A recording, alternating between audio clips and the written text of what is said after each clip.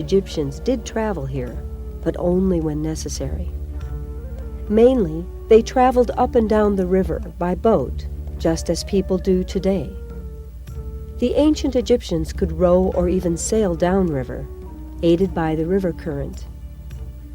To return upriver, they simply filled their sails with wind, which usually blows from the north.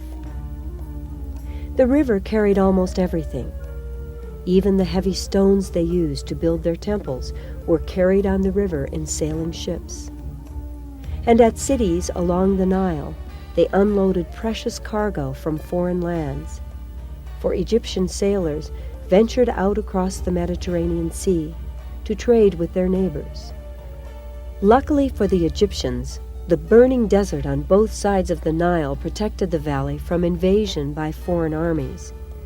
In ancient times, this protected valley, the valley of the Upper Nile, was called Upper Egypt. In the north, the river divides and follows many different channels to the sea, forming a fan-shaped delta.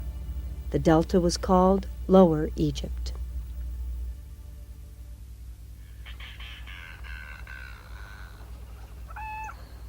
Every summer, far to the south in Africa, tropical rains and melting snow sent a flood of water down the Nile. The people in Egypt would watch the river slowly rise until it spilled out of its banks and flooded across the land. Only the hills were left above the flood.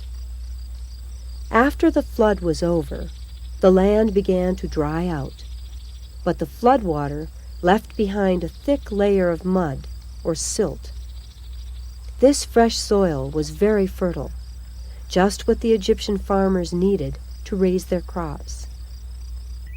The farmers let the new soil dry out for about a week, and then they began the yearly task of preparing the soil for planting.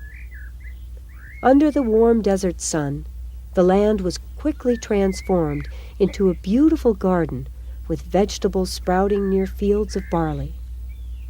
As the soil continued to dry out, water was brought from the river. They used a system of canals and ditches to bring water to the fields. Of course, in a desert, water is precious, and it was considered a great evil to take water that did not belong to you.